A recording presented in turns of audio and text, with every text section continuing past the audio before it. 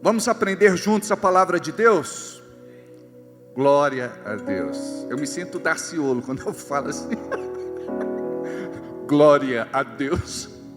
Muito bem. Vamos fazer uma oração.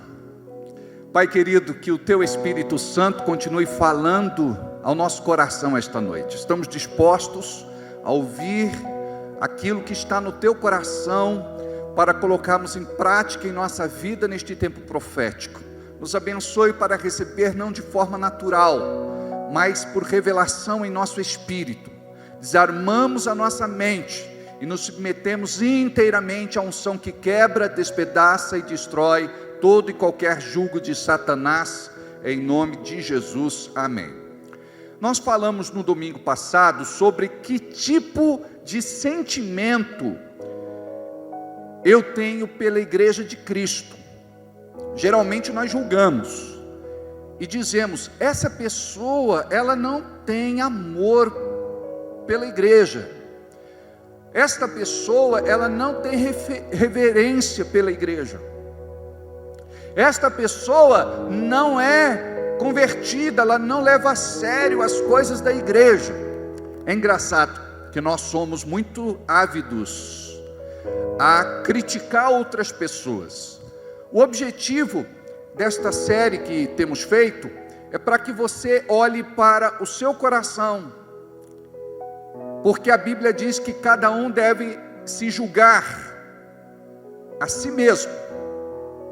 Então eu preciso fazer uma avaliação crítica da minha vida para saber até que ponto eu sou crente de verdade. Aí eu te digo, te abracei, ou melhor, te apertei sem te abraçar. Por que é tão sério quando a gente começa a fazer uma introspectiva, uma avaliação, uma análise de como temos nos comportado como filhos de Deus e como filhos de Deus, não vou dizer nem como crentes, como evangélicos. Ouvimos que quem nos chama de crentes e evangélicos é a revista Caras, Veja, a mídia, mas que na verdade nós somos filhos e filhas de Deus. Nós temos alguns filhos mais comportados, temos outros não tão comportados assim, mas somos todos filhos, fazemos parte da família de Deus. Amém. Que tipo de sentimento você tem pela igreja de Cristo? É muito importante você fazer esse autoexame, sabe por quê? Porque o diabo, aos poucos, ele coloca sementes no seu coração, e você vai perdendo o amor pela igreja de Cristo. E quando você perde o amor pela igreja de Cristo, você perde o amor pelo próprio Cristo. Porque quando nós falamos da igreja, nós estamos falando dele. Ele deu a sua vida pela igreja. A vida de Jesus, a igreja custou a vida de Jesus. Como é que eu sirvo a Deus? Qual o tipo de sentimento que eu nutro ou cultivo dentro de mim? Porque isso é muito importante. Alguns são novos convertidos, e é tão bom a gente conversar com o novo convertido, porque o novo convertido, ele é inocente, ele é puro, ele é ingênuo. O novo convertido, ele não foi marcado ainda pela malícia de Satanás.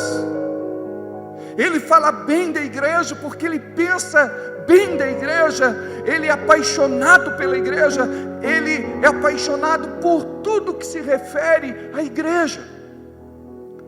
Lá atrás, você também era assim, você era um novo convertido, mas aos poucos coisas foram acontecendo, e você foi se tornando este crente casca grossa. Aí você se torna frio, insensível e indiferente. Você já não é mais tão participativo, você não se envolve mais nas coisas, não existe mais apoio, existe uma contribuição esporádica de tempos em tempos. Você é uma pessoa que se desiludiu, talvez com o sistema, mas a igreja de Cristo não tem nada a ver com o sistema. Tem gente que vive de igreja em igreja, buscando um lugar certo, quando na verdade nós precisamos compreender por revelação que igreja, ela é formada, composta de pessoas humanas, como eu e você, e nós somos imperfeitos, nós erramos, nós pisamos na bola. Tem dia que a gente está bem, tem dia que a gente não está tão legal, tem dia que parece que nós estamos assim, muito espirituais, mas tem dia que parece que estamos andando no natural. O que é que Deus quer de nós? Que você possa ressignificar o que você pensa sobre igreja, o que você sente sobre igreja, voltar a se apaixonar, porque a Bíblia diz em Apocalipse, o próprio Jesus nos aconselha dizendo: lembra-te da onde caístes. Quando foi que você caiu? É quando você ficou chateado, aborrecido, ferido, magoado, amargurado, quando você permitiu que esse sentimento de Satanás entrasse dentro de você, aí você deixou de fazer aquilo que você gostava muito de fazer, aquilo que você amava fazer, por conta de uma crítica, por conta de uma observação, por conta de algo que fizeram. Não vale a pena. Você tem que olhar para Jesus, o autor e consumador da sua fé. Vou repetir, você deve olhar para Jesus, o autor e consumador da sua fé. Em todos os segmentos da nossa sociedade, nós temos pessoas que não vão nos apoiar naquilo que queremos fazer, e na igreja às vezes não é diferente. Você espera apoio dos irmãos, e às vezes não vem deles o apoio. Vocês se lembram de Jesus, quando ele entra em Jerusalém? O povo faz festa, o povo coloca capas no chão para Jesus passar, balançam as folhas de palmeiras e gritam: Hosana, Hosana, Hosana, bendito aquele que vem em nome do Senhor, Hosana, Hosana, Hosana, bendito é aquele que vem em nome do Senhor. Só que daqui a pouco as mesmas pessoas disseram: solta Barrabás e crucifica-o. Aquele povo que estava fazendo festa, solta Barrabás e crucifica-o. A verdade é que eu e você, nós temos que crescer emocional e sentimentalmente, porque nada pode nos afetar. O diabo não pode usar mais isso para nos parar, para nos paralisar, para nos deter. Então você, como crente, não pode estar estacionado. Quem aqui gostaria de ter um carro último tipo, moderníssimo, top de linha, só guardado na garagem da casa? Você não pode circular com esse carro, tem que ficar guardado dentro da sua garagem. Aí você me diz: pastor, do que é que adianta ter um carrão desse e ficar parado dentro da garagem da minha casa? Pois é o que nós fazemos como igreja, é como nós fazemos na igreja. A igreja é a escola do crente. Você está aqui para ser treinado, você não está aqui só para receber bênção.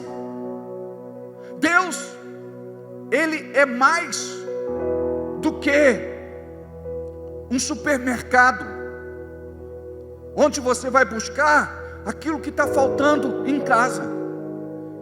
Você não pode vir na igreja buscar só o que está faltando na sua vida. Você tem que chegar aqui e dizer: Deus, eu quero colocar de lado aquilo que eu preciso, eu quero colocar de lado aquilo que eu quero colocar de lado aquilo que é minha vontade. Eu quero nesse momento dizer que eu estou aqui para te louvar, eu estou aqui para te adorar, eu estou aqui para te servir.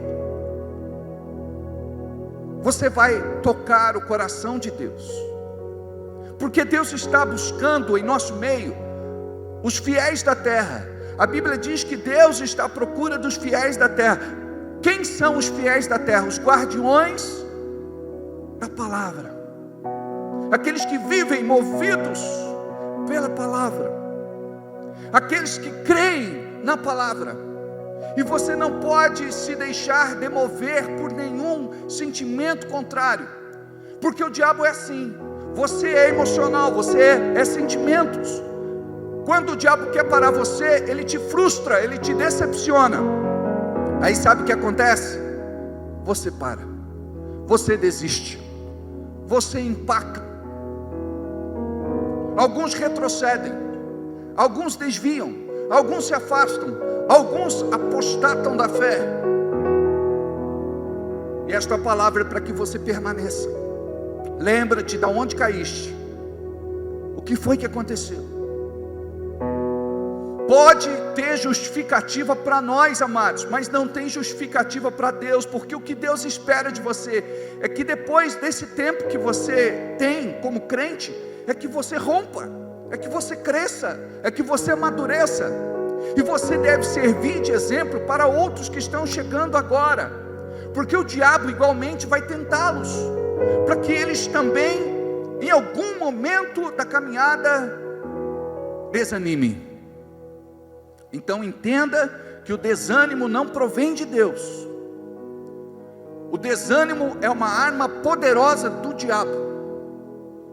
Agora, quando você permite que o Espírito Santo ative a sua fé, você vai romper, e você vai viver o inexplicável, aquilo que Deus tem preparado para a sua vida. Muitas vezes nós pensamos só em nós não pensamos na igreja de Cristo. E este tempo de pandemia nos fez, mais do que nunca, pesar com muita responsabilidade que tipo de crente nós somos e que tipo de sentimento nós trazemos no nosso coração sobre a igreja. A igreja é formada biblicamente por pedras vivas.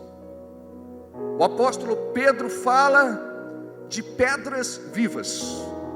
Nós somos pedras vivas, e pedras não são iguais, tijolos são iguais, blocos são iguais, mas a igreja é feita de pedras vivas. Olha, tem aquela pedra arredondada, é a pessoa amável, carinhosa, delicada. Mas tem aquela pedra pontiaguda, cortante, ela rasga, não é agradável, é inconveniente. Nós temos aquelas pedras cheias de deformidades, são importantes no conjunto da obra, numa construção. Quando nós temos deformidades e nos juntamos com outras que não têm, as outras cobrem as nossas deformidades.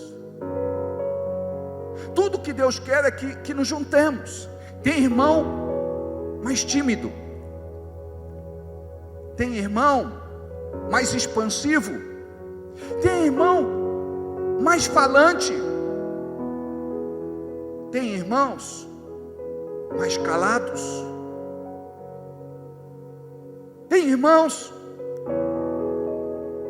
que não gostam de aparecer, parecem agentes secretos de Deus no meio da sociedade, e na igreja elas parecem aqueles ninjas, que a fumaça aparece e a pessoa some. Cadê o irmão? Foi embora. Mas para onde? Não sei. O irmão, ele some,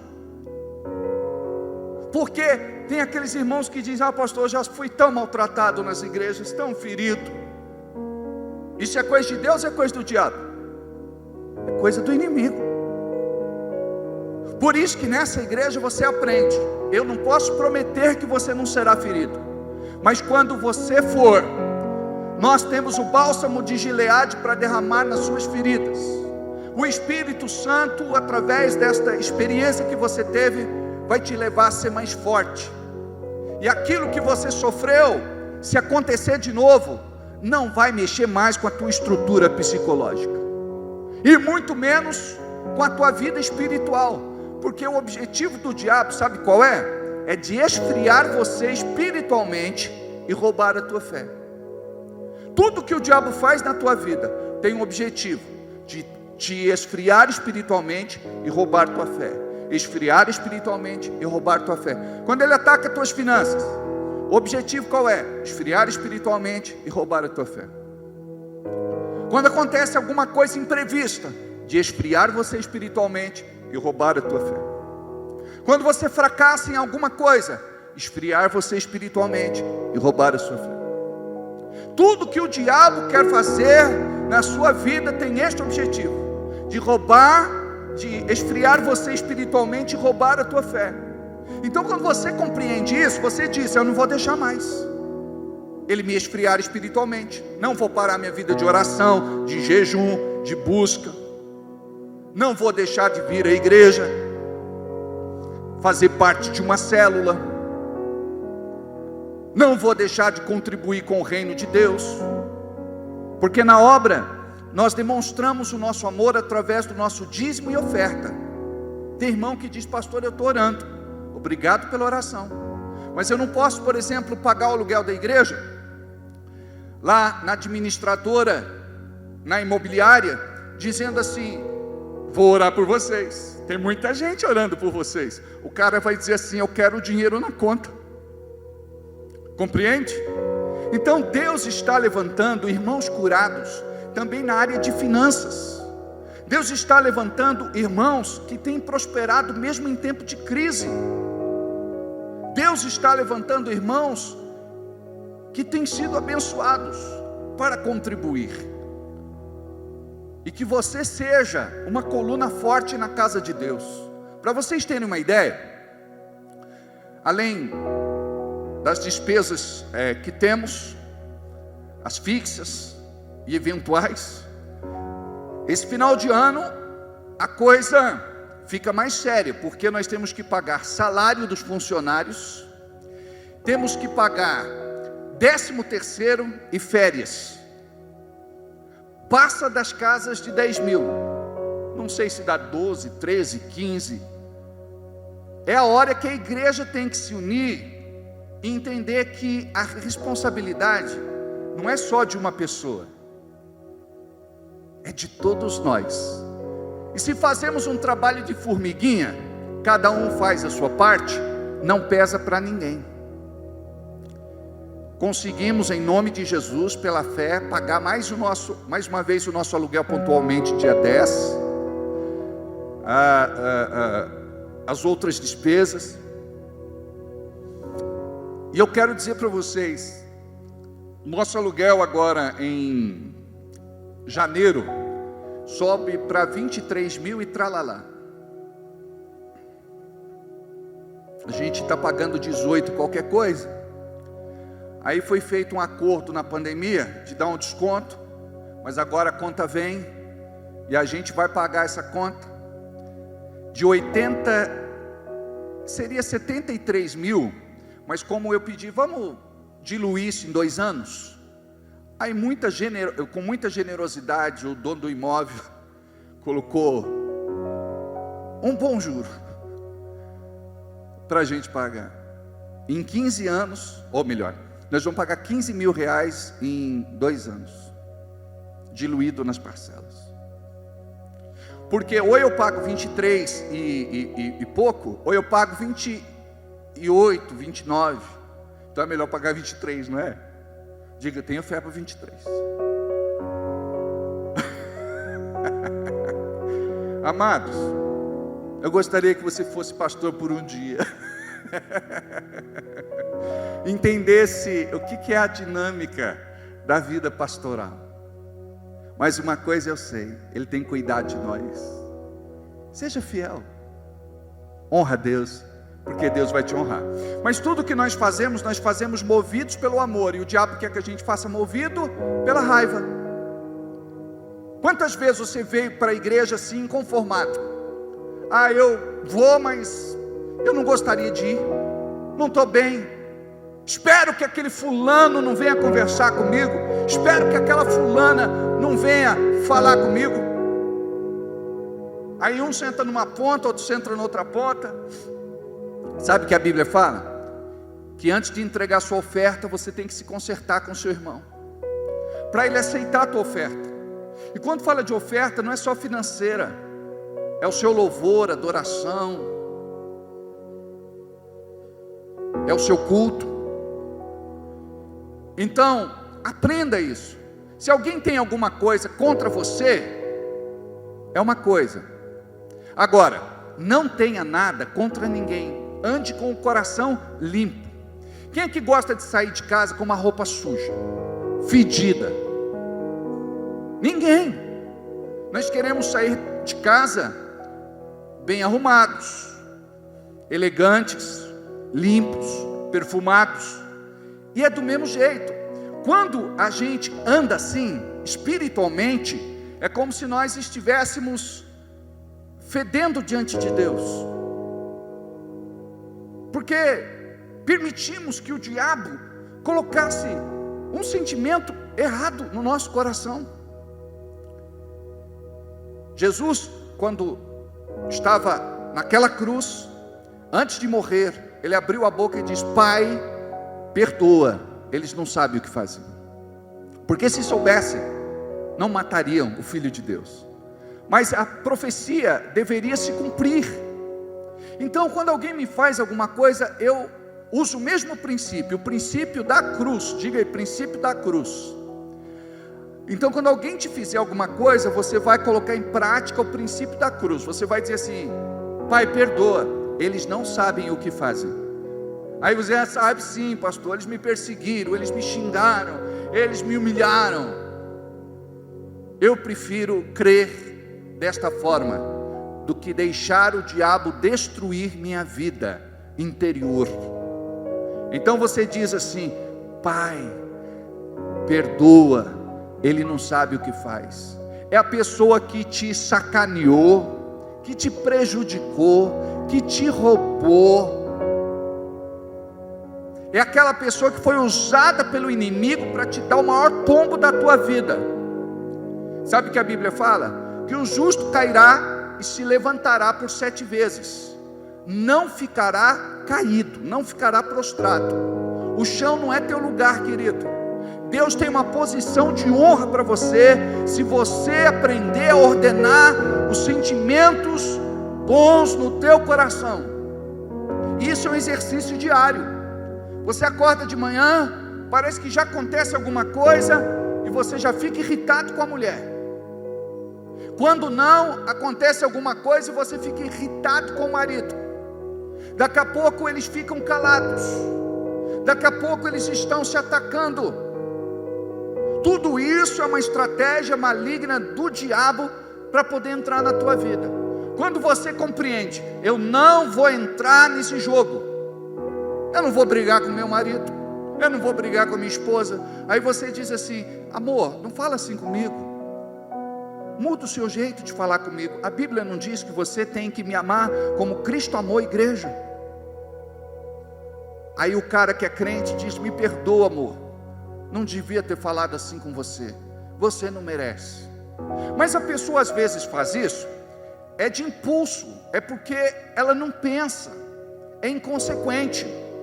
Então nós devemos contribuir com Deus para que as pessoas sejam curadas e não que as pessoas sejam doentes. Vocês conseguem imaginar quantas esposas crentes nós temos na igreja de Cristo, não só na nossa igreja, em outras igrejas também, na igreja de Cristo, doentes na alma, por causa de um marido desses? Quantos maridos nós temos nas igrejas de Cristo doentes por conta de uma mulher dessa? Quantos filhos estão doentes por conta de pais desse tipo, na igreja de Cristo? Eu estou falando da igreja. Você está aqui e ninguém conhece a tua história, ninguém conhece como é a tua vida familiar. Já aconteceu comigo: pastor, vamos almoçar em casa? nesse domingo, eu disse, aceito o convite, estou lá, que horas? Tal hora, precisa levar alguma coisa? Não, eu digo, graças a Deus. Só que eu chego lá, eu pego a mulher gritando com os filhos, xingando o marido, falando palavrão. Sabe o que eu faço? Dou meia volta e vou triste embora, comer em outro lugar. Aí eu ligo e falo, irmã, eu vou cancelar o nosso almoço de hoje. Por quê, pastor? Está tudo quase pronto. Eu falei, porque aí é o almoço da discórdia, é o almoço da briga. Eu cheguei aí na porta e eu, que sou seu pastor, fiquei escandalizado com o barraco. Irmã, a nossa casa tem que ser um pedacinho do céu, não pode ser um pedacinho do inferno. Vizinho não tem que ouvir suas brigas, suas discussões. Você tem que ter o pudor de falar baixo. Você tem que ter o mínimo de classe. Você tem que ser comportado, porque isso é escarnecer a igreja de Cristo. Porque a pessoa vai dizer, são crentes, vão pegar a Bíblia daqui a pouco, botar debaixo do braço e vão para a igreja. Daqui a pouco ele passa aqui, todo uniformizado, terno e gravata, e vai convidar a gente para ir para a igreja. Aí a pessoa diz, eu? Ir para a igreja? Eu não quero ser como ele, eu não quero ser como ela, eu não quero ser como essa família. Olha, a Bíblia diz que nós estamos cercados por uma grande nuvem de testemunhas. A pessoa agora, ela conversa com você, mas ela está te analisando. E quando você vira as costas, a pessoa diz, essa pessoa não tem nada de crente, essa pessoa aí não se converteu, por conta do testemunho dela. Então muitas vezes, nós causamos uma má impressão para aqueles que não são convertidos. Nós precisamos nos curar, nós precisamos mudar o nosso jeito de ser. Eu sempre digo para os nossos líderes, que ministério começa em casa. E eu digo às vezes para aqueles que têm pretensão ministerial, eu vou perguntar para sua esposa, se ela consagraria você como pastor. Eu vou perguntar para a tua esposa, se ela consagraria você ao presbitério. Eu vou perguntar para a tua esposa, se ela te consagraria como diácono. Aí sabe o que acontece? O camarada diz, é melhor não perguntar, pastor, porque eu já sei a resposta dela. Imagina só, a pessoa que está mais próxima de nós, é aquela que depõe contra nós, é aquela que não nos apoia. Sabe por quê? Por conta do testemunho. Agora imagina uma esposa e um marido convertido. Pastor, é claro que sim, o meu marido é uma bênção em casa, ele é um ótimo esposo, é um ótimo pai. As pessoas falam muito bem do meu marido, ele não é perfeito, mas ele é uma grande bênção. Amados, podemos mudar nossa história. Tem esposa que fala, meu marido é um bom marido, só que na verdade, pastor, ele é muito nervoso, ele é muito irritado, ele tem estupim curto. Pastor, o meu marido é descompensado, o meu marido é desequilibrado, o meu marido surta. Pastor, o meu marido ora em línguas na igreja, e aqui ele fala muito palavrão, ele choca tudo, ele quebra tudo. Quando não, o marido diz, olha, ela é uma boa mulher, mas ela se preocupa só com a igreja, não limpa a casa, não cozinha, não lava a roupa. A nossa vida é bagunçada, e às vezes o pastor nem sabe disso, a liderança da igreja nem sabe disso. Quando eu me deparei com uma situação assim, eu disse: irmão, não é igreja. A sua esposa sempre fez isso e você não tinha quem pôr a culpa, mas agora você acha que é igreja. A sua esposa nunca foi de limpar a casa, nunca foi de cozinhar e nunca foi de lavar roupa. Aí nós trabalhamos para ajudar estas famílias a dar testemunho de Cristo. Então, nós estamos aqui juntos, convivendo no mesmo espaço durante um breve período de tempo, mas daqui a pouco nós vamos embora, e esta palavra tem que cair no nosso coração. Olhe para mim, a palavra tem que cair no nosso coração, porque a gente tem que mudar. E se você mudar em pequenas coisas, você vai obter grandes resultados. Tudo que você precisa é depender do Espírito Santo, porque se você tentar sozinho, você não vai conseguir. Você vai dizer: já tentei, pastor, não dá para ser diferente com essa mulher. Pastor, já tentei, não dá para ser diferente com esse marido. Pastor, já tentei, essas crianças são impossíveis. As crianças falam a mesma coisa: pastor, já tentamos, não tem conversa com os nossos pais.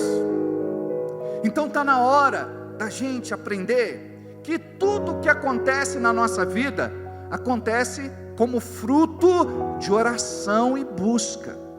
Sabia que você quer mudar a sua vida como igreja sem orar? Não vai mudar. Você tenta abandonar os maus hábitos, os maus costumes, os vícios, sem oração, sem comunhão com Deus, sem estar ligado com o céu, não vai mudar. Agora, quando você começa a buscar, a palavra diz que aquele que bate na porta, ela vai se abrir. Aquele que pede, recebe. Aquele que busca, encontra. E eu tenho certeza que vocês aqui podem se tornar pessoas muito abençoadas em todas as áreas da vida de vocês. Por quê? Porque tudo que a gente faz interfere no resultado de Deus. Deus quer abençoar, mas sempre você está pecando, tropeçando e caindo na mesma área, na mesma coisa. Você sabe que está errado, mas você é teimoso, cabeça dura, rebelde. Quando você começa a se posicionar e diz: eu quero ser uma nova criatura, eu vou ser uma nova criatura, eu vou profetizar o que Paulo dizia: não sou eu mais quem vive, mas Cristo vive em mim.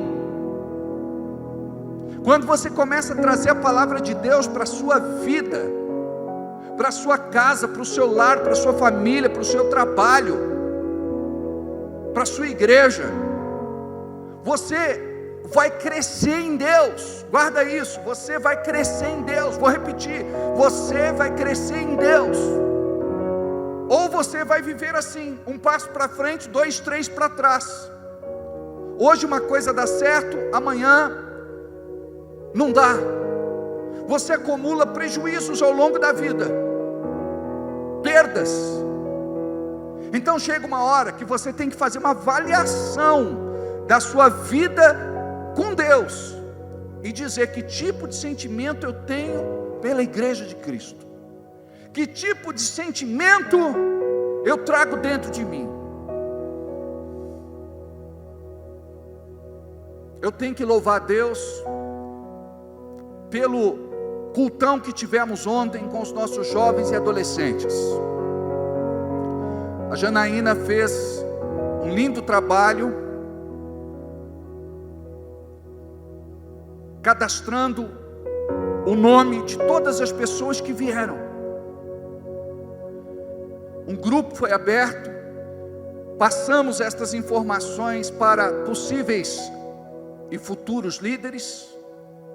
Por quê?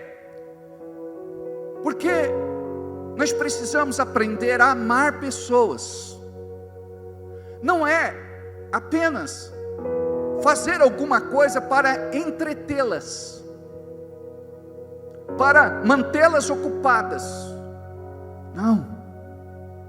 Nós precisamos resgatar os nossos jovens e adolescentes do mundo,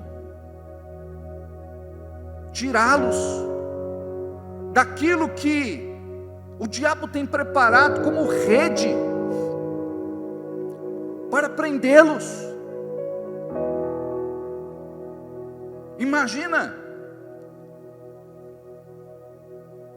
crianças de 12 anos de idade, eles não gostam que eu chame de crianças, me permita, porque é uma pessoa de 52 que está falando. Quando vocês me chamam de senhor e de tio, então toma essa. Crianças de 12 anos fumando, escondido. Com 13, 14 já experimentaram maconha. Misturados com pessoas de má índole. Iniciando na criminalidade, na bandidagem.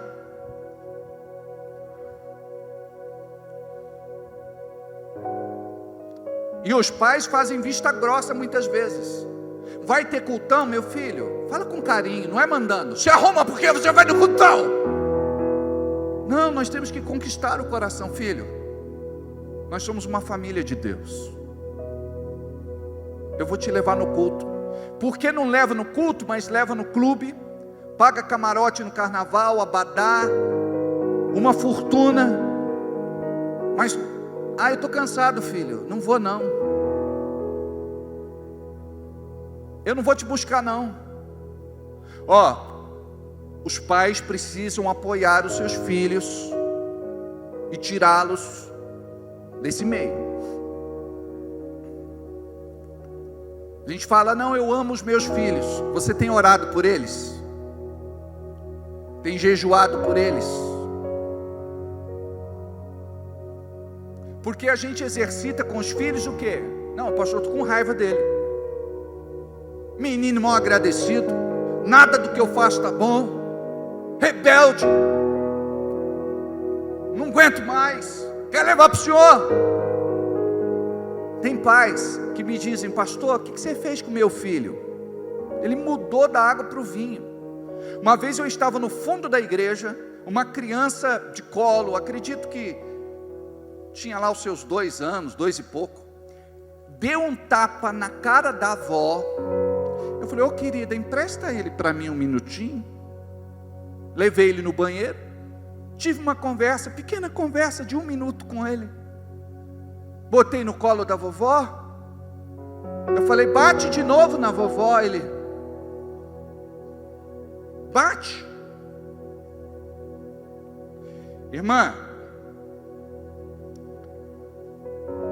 cipó a gente coxa enquanto é novo, depois de velho quebra.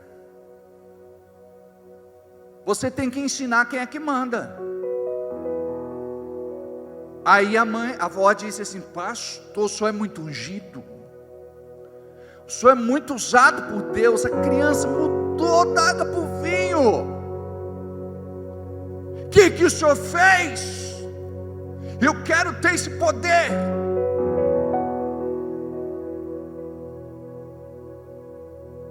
Gente, convenhamos. Sabia que você não deve ficar gritando o tempo todo? Perde o respeito.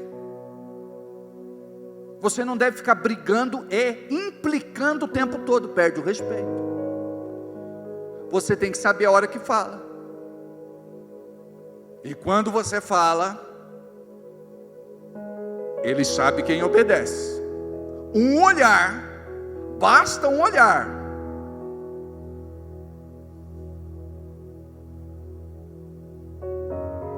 Agora, às vezes você quer conversar com criança como se fosse adulto. Aquele discurso interminável. Você acha que a criança está prestando atenção? Tinha uma mãe que a criança ficava assim, lá, lá, lá, lá, lá, lá, lá, lá, lá, lá, lá, lá, lá, lá, lá, lá, lá. Eu também curei. com o poder do céu. Sabe o que está faltando na nossa casa, na nossa família de verdade? É essa busca de Deus. Porque a Bíblia diz que Deus é amor. Deus não tem amor, Ele é amor. O que está faltando é a gente viver esse amor. Você olhar para a tua mulher, não com repulsa ou desprezo. Tem marido que diz: pastor, eu não amo mais minha esposa. A mulher diz: pastor, eu não amo mais meu marido. Todos os dias vocês devem orar assim. Eu oro assim: Pai, obrigado, porque dia a dia o meu amor aumenta pela minha esposa cada vez mais. Às vezes ela não merece muito, mas eu profetizo. Eu não acalento no meu coração: Senhor, chicote. Não. Do mesmo jeito que ela deve orar e deve dizer: Deus, obrigado pelo meu marido. Eu profetizo que o meu amor aumenta por ele dia a dia. Só que eu também às vezes posso não merecer. Mas a gente não faz porque a gente merece. Deus não faz porque a gente merece. Deus faz por amor. Mas quando você começa a profetizar e guardar sua boca, toma cuidado com os teus sentimentos, Deus vai entrar na tua casa. Sabe esse problema financeiro que você está reclamando? Parece que não muda, não é? De anos. Problema financeiro. Por que você acha que alguns problemas se estabelecem na vida de vocês? É por conta do relacionamento. O diabo entra por essa brecha. Então, quando você se conserta com a esposa se conserta com você, quando a família se conserta, uma das coisas que acontece é as finanças serem saradas, serem curadas. Não vou dizer para você que vai sobrar, mas também não vai faltar. Eu estou falando que você vai experimentar da generosidade de Deus e da sua bondade. Aí você diz: pastor, mas eu acho que eu estou legal com a minha mulher, mas mesmo assim eu tenho problema financeiro. Eu sei o que é isso. Às vezes é má administração. E a gente não faz porque quer errar, a gente faz porque não sabe os princípios. Eu, no começo do meu ministério, eu confesso a vocês que eu não era um bom administrador, mas eu precisei aprender a ser. Eu fui estudar, eu fiz um curso de graduação, depois eu fiz uma pós, para melhorar naquilo que eu estava fraco. Graças a Deus, pela misericórdia do Senhor, eu aprendi muitas lições preciosas. E quando você entende que para você ter prosperidade, você deve plantar a sua semente para ter uma colheita amanhã, você não vai deixar de ser dizimista e ofertante. Porque tem pessoas que elas não liberam para Deus aquilo que é para plantar, elas comem a semente.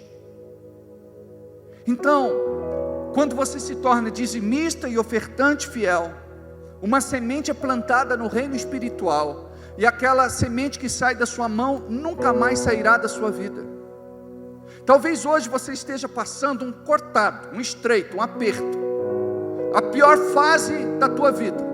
Mas eu quero te falar uma coisa, nós vamos conversar mais para frente, e você vai ver que a cada dia de vergonha, você terá dupla honra, porque o Senhor vai te promover, o Senhor vai te abençoar, e tudo aquilo que o diabo roubou de você, ele vai ter que devolver 7 vezes mais.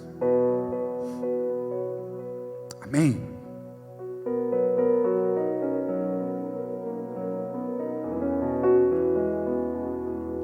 Quando a gente começa a ter clareza de entendimento, é a hora que a fé entra em operação.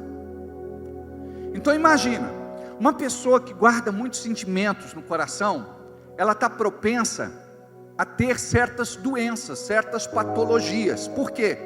Porque aqueles sentimentos, eles somatizam dentro de você, eles cristalizam dentro de você, e aquilo vai te fazer doente, mais cedo ou mais tarde. Tem doença que os médicos chamam de psicossomáticas, que são decorrentes de situações mal resolvidas. Por exemplo, não perdoar. Isso traz um prejuízo na sua vida que você não faz conta, a médio e longo prazo. Quando acontece alguma decepção muito séria que provoca um trauma, tem que administrar isso, porque do mesmo jeito pode gerar algum tipo de doença ou enfermidade. Então as doenças na Bíblia, nós entendemos que elas são físicas, psicossomáticas e espirituais. Deus tem poder para curar as três. Mas tem coisa que você vive sem necessidade de você viver. Dá para entender isso? Aquilo que os teus pais viveram lá atrás, você está reproduzindo no tempo presente. Quebra isso. Por quê? Porque foi a escola de vida que você teve. Você aprendeu com seus pais a ser assim. Aquilo que você dizia repetidas vezes como um mantra, de que não ia ser igual, e não ia fazer igual, você acaba reproduzindo inconscientemente. Então dia a dia, nós como igreja precisamos melhorar os nossos sentimentos. Mas como que vamos melhorar os nossos sentimentos, se não damos primazia para aquilo que é espiritual? A psicologia, a terapia, tudo isso tem um papel muito importante na vida da gente. Mas devemos destacar que o ser humano é tratado na sua alma e no seu corpo, e não no seu espírito. Nós entendemos a importância de tratar a alma e o corpo, mas nós não podemos desprezar o vazio do espírito. Então você precisa, como cristão, ser bem resolvido, porque caso contrário, hoje você vai estar aqui, amanhã não vai estar. Eu gostaria de pedir para que você assistisse durante esta semana o primeiro vídeo que nós fizemos sobre que tipo de sentimento eu tenho pela igreja de Cristo. Nós falamos sobre a euforia. Eu falei hoje pela manhã sobre acomodação e eu vou repetir aqui. Quando a palavra fala sobre, ou melhor, quando nós falamos sobre euforia, o ser humano, ele gosta de experiências novas, ele gosta de viver o diferente, ele quer o proibido. Foi por isso que Eva e Adão comeram do fruto, e por conta disso veio a queda e o pecado. Então você tem que pensar que a euforia, ela te desafia. A euforia é importante na nossa vida, porque nos motiva, nos encoraja, nos empurra, mas você tem que tomar muito cuidado com a euforia. Tem pessoas que recorrem, por exemplo, à nicotina para ter um alívio, uma sensação de euforia. Tem gente que recorre à bebida para ter uma sensação de torpor, ou seja, ela se embriaga, ela tem uma sensação de euforia. A pessoa se droga, e ela se droga por quê? Porque ela está buscando uma sensação de euforia. Ou seja, todas estas pessoas, elas querem fugir da realidade, consciente ou inconscientemente. Então, entendemos que tanto uma coisa como outra coisa é danoso, é prejudicial ao corpo humano. A Bíblia diz em 1 Coríntios capítulo 3, acho que versículo lá não tem hoje, versículo 16, que nós somos o templo do Espírito Santo, e aquele que destruir o templo do Espírito Santo, Deus o destruirá também. Então imagina como é precioso você compreender isso, que você é o templo do Espírito Santo, que você carrega o Senhor 24 horas por dia dentro de você. Antes, a glória de Deus estava dentro de uma arca de ouro. Ali estavam as tábuas da lei, um pote com maná e a vara de Arão que floresceu. A glória de Deus se manifestava através da arca da aliança. Ela era carregada. Agora, a glória de Deus habita dentro de mim e dentro de você. Nós carregamos este Deus 24 horas por dia dentro de nós. Somos habitação, casa e morada do Deus vivente. É muita bênção, não é? Dá para viver de qualquer jeito? Dá para pensar qualquer coisa? Dá para sentir qualquer tipo de sentimento? Não. Olha, quando você é nobre, você aprende a ter sentimentos nobres. Quando você é medíocre, você vai ter sentimentos medíocres o tempo todo. Ninguém presta para você. Ninguém está certo para você. Nunca nada está tão bom para você. Agora, quando você compreende isso, você começa a viver de forma harmônica com as pessoas. Você entende as limitações delas, porque você sabe que você mesmo é limitado. Você aprende a perdoar, porque você sabe que é imperfeito. E esse é o grande segredo em nossa vida. Por que você cobra tanto de outras pessoas? Porque você foi muito cobrado. Aí você é muito exigente com os teus filhos. E você não sabe que está sendo mais prejudicial do que assertivo ou assertiva. Não estou dizendo que você não tem que educar. Não estou dizendo que você não tem que ter firmeza. Mas estou dizendo que você precisa saber o limite de cada coisa. Qual é a diferença do veneno e do antídoto? É a dose.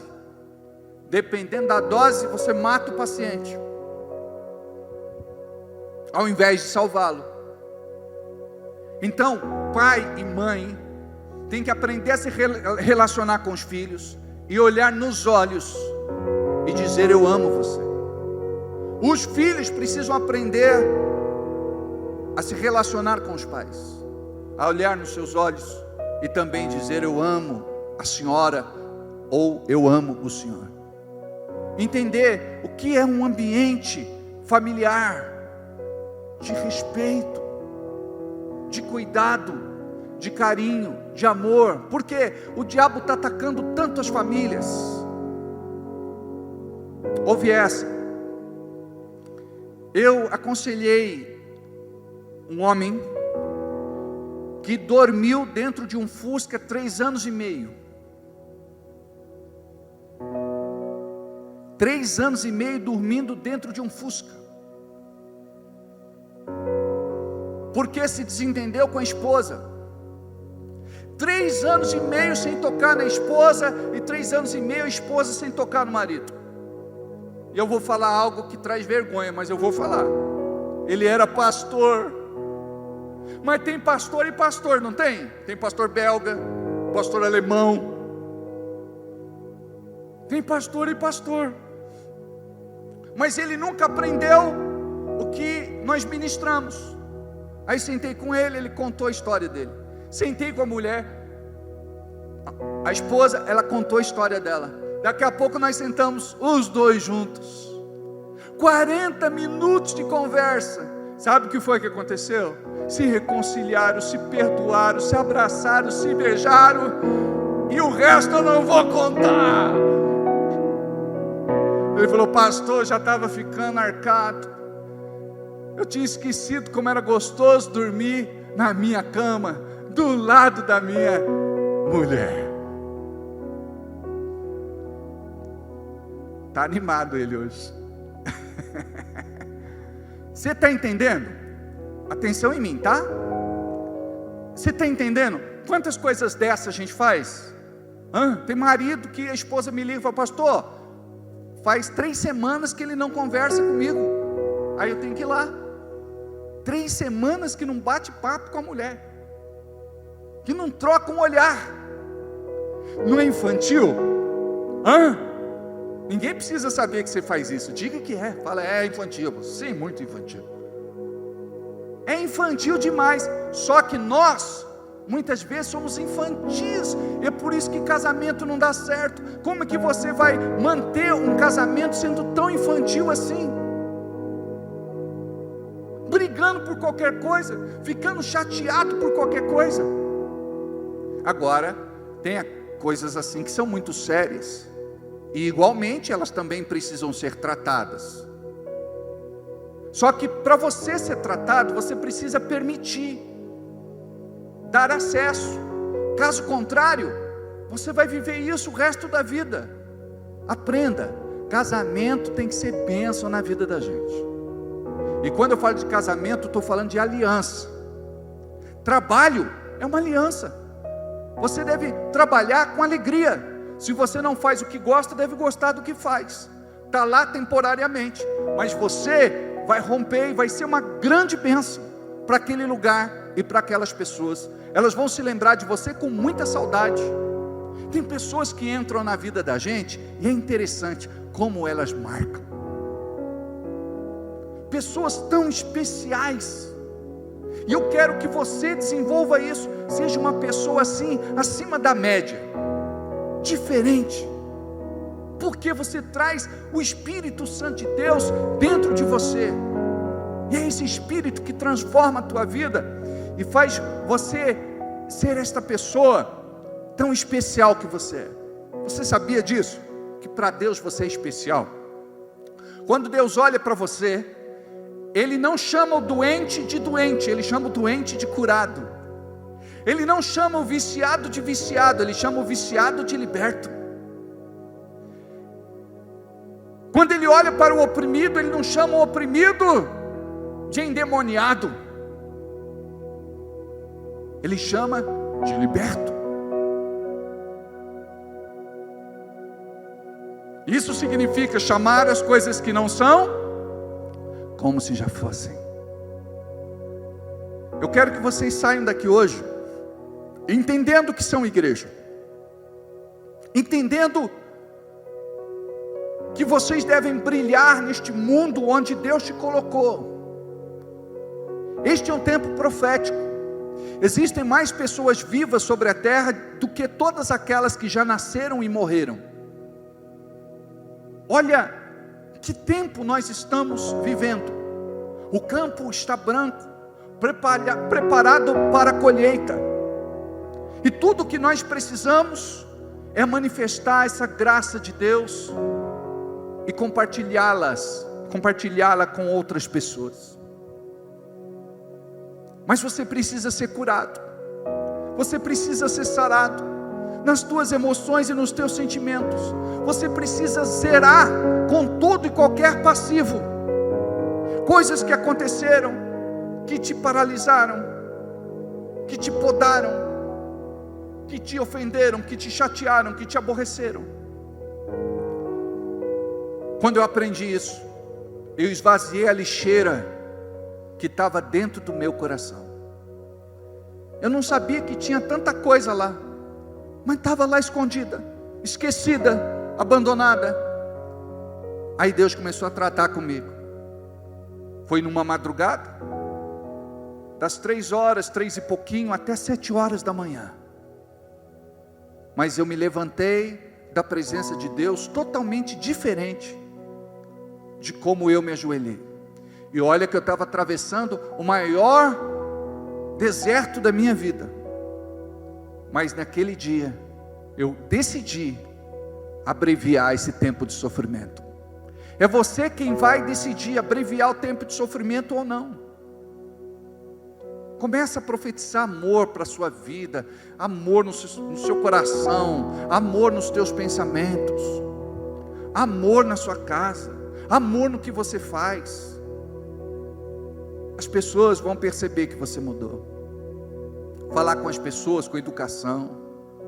Às vezes eu convivo com vocês e eu vejo que vocês se espetam sem necessidade, não é? Ei, para com isso! Você quer?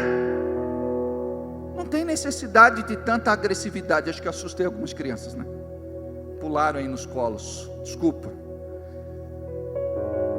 Sem necessidade nenhuma, é uma coisa desnecessária. Às vezes eu vou jantar na sua casa, o marido à mesa, você nunca diz sentado na mesa é sentado em cima da mesa, então é sentado à mesa, ele puxa uma cadeira e senta nela. O marido fala, espero que ela acerte, viu pastor, porque é um desastre para cozinhar. Tem necessidade de prestigiar a mulher num momento desse? Fica calado, não é?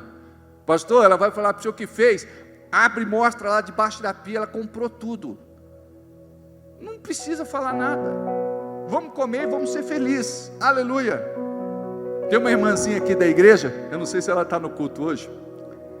Ela diz assim, pastor, acordei de madrugada para fazer esses bolos. A Carol sabe quem é, né? O Fábio sabe quem é. Acordei de madrugada para fazer esses bolos, pastor.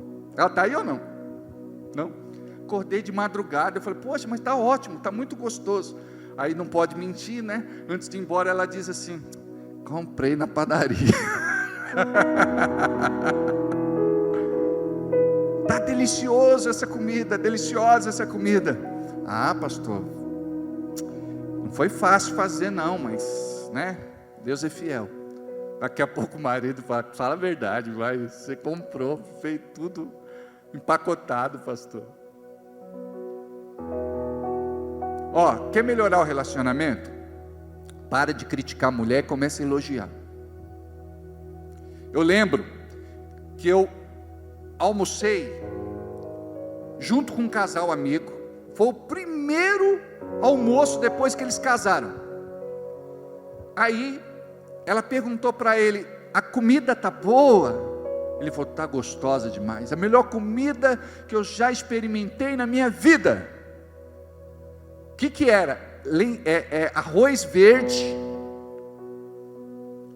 lentilha e uma carne crua. A carne estava assim. Ele falou, essa lentilha está divina, esse arroz está maravilhoso, e essa carne está ótima. Aí perguntou para mim, eu falei, eu não casei com você, então vou falar a verdade.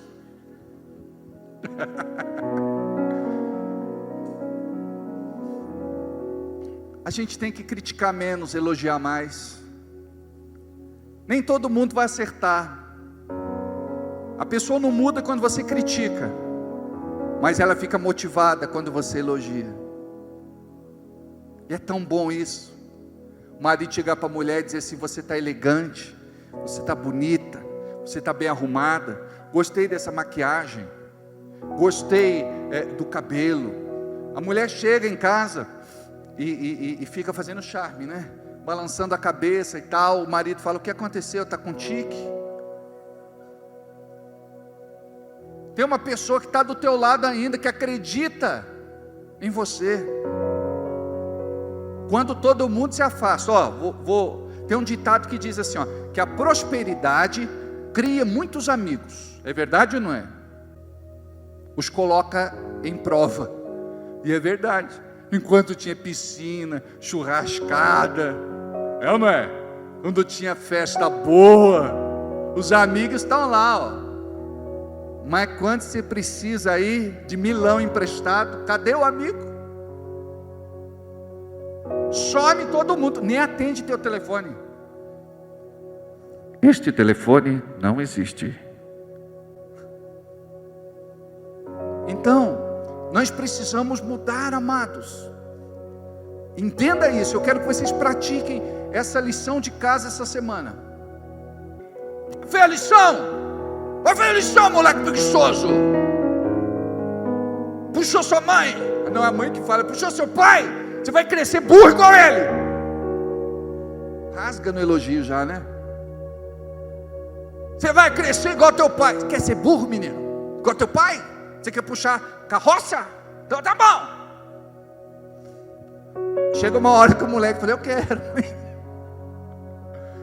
Eu quero. Então você fala com amor, aquela hora do dever tem que ter prazer, sabe? Você não pode, você que é você diz assim, meu Deus, tem que ver sua lição de casa, né? Sangue, fogo e óleo. Traz aí teu caderno, menino, vamos ver esse negócio aí. Sabe, perguntar para a criança, como é que foi o teu dia na escola? Você tem que fazer parte da vida deles. Aí depois, quando ele cresce e não incluir você na vida deles, você vai dizer que o erro está neles. Mas a gente tem que entender o mundo que os nossos filhos vivem, porque é diferente do mundo que a gente vive. E você pode ver, essa geração está complicada da gente entender, a gente não se encaixa às vezes. A garotada chega no gabinete lá, e aí, pastor, firmeza? Aí um quer cumprimentar assim, o outro quer cumprimentar assim, o outro quer... Eu não sei nem como que eu cumprimento. Cada um tem um cumprimento. Que é isso, menino? Sai dele. Não, pastor, não tem nada a ver com o espírito, não. É cumprimento, só tem que estar ligado. Tá entendendo? Ensina aí então. Eu demoro um pouco para aprender, sabe? Estou meio lerdinho para entender essas coisas. Uma garotada. E é interessante que quando eles sentam comigo, eles dizem assim: pastor, o senhor é o único que me ouve. Meu pai não me ouve, minha mãe não me ouve, minha avó não me ouve, meu avô não me ouve. O meu cachorrinho me ouve. Conversa com o cachorro e não conversa com você. Por quê? Vai falar, você já corta. Vai falar, você já dá bronca. Não terminou nem a frase, você já vai para cima. Já falei! Não, ouça, aprenda a ouvir. É uma arte, aprenda a ouvir. Aí depois você vai falar com sabedoria. Isso é importante. Então, nós precisamos nos curar, para curar a igreja. Compreendeu isso? Nós precisamos nos curar para curar a igreja. Porque senão, vive adoecido. É bronca da mulher, é bronca do marido, é bronca dos filhos, é bronca dos pais, é bronca de todo mundo. Aí chega aqui, vai descarregar no pastor também. Porque tudo que você faz lá, vai fazer aqui. Nada tá bom, nada tá legal. E é interessante isso. Uma vez eu estava pregando, e eu sabia que tinha uma pessoa que sempre estava criticando tudo aquilo que eu ministrava. Nada estava bom para ela. Aí eu percebi o desdém dela na primeira vez, a segunda, na terceira eu desci e falei no ouvido dela: você quer pregar? Eu dou o microfone para você. No ouvido, não falei no microfone. Eu dou o microfone, você prega, eu sento aqui e aprendo. Porque para você criticar alguém, você tem que fazer melhor do que ele. Mesmo que você faça melhor, isso não lhe dá o direito de ser ácido. Porque tudo que a gente faz, a gente quer analisar o que os outros fazem e dizer assim: não está tão bom como eu faço. Não está tão bom. Por exemplo, a pessoa ela limpa a casa, ela vai na casa da outra, fala assim: tive lá na casa da irmã fulana, irmã porca. Eu falei: por que você não vai lá e faz faxina na casa dela, ensina como fazer melhor? Porque na visão da irmã, o que ela fez está ótimo. Agora você não. Contei para vocês, né? A irmã chega, passa o dedo em tudo. Pastor, essa igreja está suja, precisa limpar. Eu falei: que bom que a irmã deu estoque, pega a vassoura ali. Não, ela quer que o outro faça. Tinha uma teia de aranha ali, pastor. O prédio é muito grande. Pode acontecer da Bernadette aparecer e fazer uma teinha de aranha. A Bernadette é a aranhazinha que aparece aí de vez em quando. Aí, irmã, vai lá e tira. Mas isso está na gente. Olha só, deixa eu ver aqui, eu tenho que encerrar, né? Uma irmã, ela marcou com outras irmãs para fazer faxina na igreja. Naquela época nós não tínhamos funcionários, a igreja era pequena. Aí ela marcou com umas 7 irmãs para fazer uma faxina geral. O que aconteceu? Não apareceu ninguém. Por quê? Preste atenção. Você tem que ser líder de coesão. Tem gente que pensa que é líder. Mas quando tem que convocar pessoas, ninguém vai, ninguém ouve a convocação. Por quê? Porque não enxerga liderança nessa pessoa. Ela pode ter até alguma atribuição, mas ela não é respeitada. Então você precisa ser líder de coesão. Quando você chama, as pessoas estão lá. Glória a Deus pela igreja que eu tenho. Se eu peço alguma coisa, eu tenho irmãos que levam uma parede no peito. São assim muito comprometidas com Deus e responsivas com a sua igreja. Aí a irmã, cheguei lá, ela estava bufando, irmãos. A irmã, acho que estava possessa. Aí ela falou assim: pastor, essa igreja é descomprometida. Chamei 6, 7 irmãs para virem ajudar na limpeza, ninguém veio. E eu pensando assim, a irmã está sentindo na pele hoje, né? Irmã, não veio. E eu estou aqui revoltada com esse povo. Eu vou ligar, pastor, vou falar um monte de desaforo. Essas irmãs precisam ouvir um bocado, porque crente tem que ter palavra. Não se comprometesse então. Aí ela perguntou para mim: o que o senhor faria no meu lugar?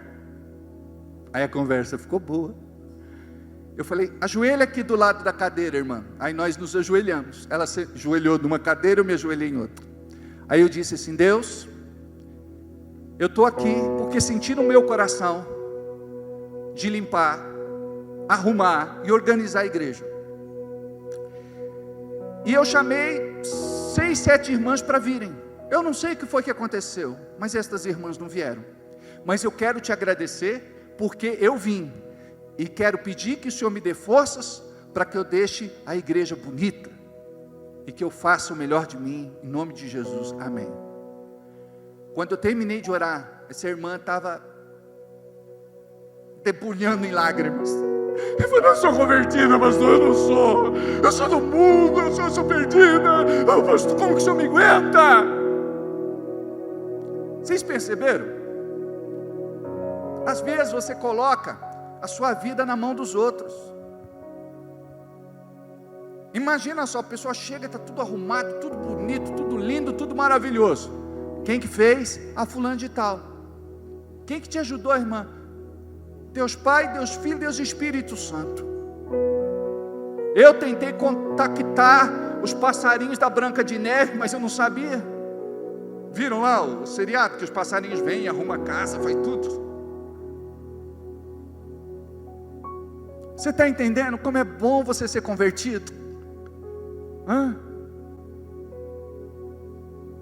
Pastor, as pessoas não contribuem, as pessoas não apoiam, as pessoas não fazem. Pois é, só que nós vivemos não em função daquilo que as pessoas fazem.